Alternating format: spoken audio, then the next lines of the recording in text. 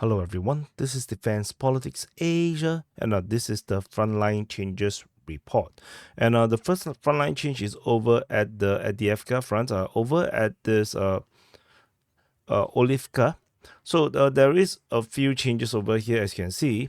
So at the Olivka itself, okay, I just do this. Okay, at the Olivka itself, the Russian forces have increased their zone of control according to the Ukrainian mapping, and this is what the Ukrainians are willing to accept. The Russian claims remains to be pretty large of the entire of Olivka. And in the southern part of Olivka, the Ukrainian mapping also shows that they have expanded control in the south of Olivka, moving towards the north of Tonenke. And there is a geolocation of the Russian flag being raised, so confirming, invalidating at least the Ukrainian claims on the southeastern part of Tonenke. However, based on Russian mapping, they have disclaimed this entire Pokpok come out, this entire thing that it was previously claimed that the Russians have taken. Now they're not so sure. Now this, according to the Russian mapping, this is now gray zone, which means that the Ukrainians have basically taken back at least this part. So so this is the frontline changes in terms of the Avdiivka front. As you can see, the Russians are making some progress, other parts are not, and the Ukrainian mapping still continues to not acknowledge the capture of any of these settlements, Olivka, Tonenke, or Bedaichi. So just to update in terms of further up north a bit, at the Bedaichi region, the Russian mapping continues to claim they have control over the entire of Bedaichi, with the gray zone to be around it.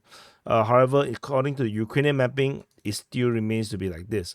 There is no evidence also tentatively to show that the Russians have actually taken the entire settlement. Even the geolocations that came out from this region here continues to show Ukrainians and the Russians to be on the separate side. Basically, the Ukrainian mapping at the moment still seems to be the accurate one, which thus makes the capture of Bedaichi very, very dubious. And we are talking about like already a few days. The claim of the capture was on the 29th of February, and we are now already on the this report is the 3rd of March. So 3 days has passed. There is still no geolocations to show that the Russians are inside Bedaichi, nor on the northwestern part of Olivka, nor on the northwestern part of Tonenke. So the claims of the capture of these three settlements is currently very, very weak. Very weak. The Ukrainian mapping seems to be very accurate as of this moment. And the other frontline change is over at further southwest of this location, over at the Donetsk front at Krasnohorivka. Based on the Russian claims, this is not acknowledged by the Ukrainian side. The Ukrainian mapping do not acknowledge this far up. The Russians continue to be attacking in the southern part of Krasnohorivka and expanded control around this industrial area, this mine, Trudovskaya mine. And the fighting is now over in the southern part of Krasnohorivka. This entire thing is not acknowledged at all by the Ukrainian side, and there's tentatively also no footages coming out from the battlefield to prove this is the case. So anyway, we will continue to monitor and see how this progress.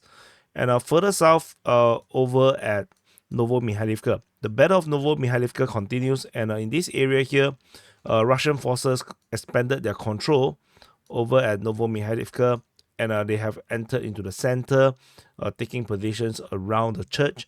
However, the situation here continues to be very, very difficult for the Russians, as the Ukrainians continue to have positions and are currently holding the line. So even though the Russian claims to have controlled this, the Russian side also acknowledged that their control is not very, very strong. Because the buildings are very, very shot through by the Ukrainian side. So anyway, these are the frontline changes report.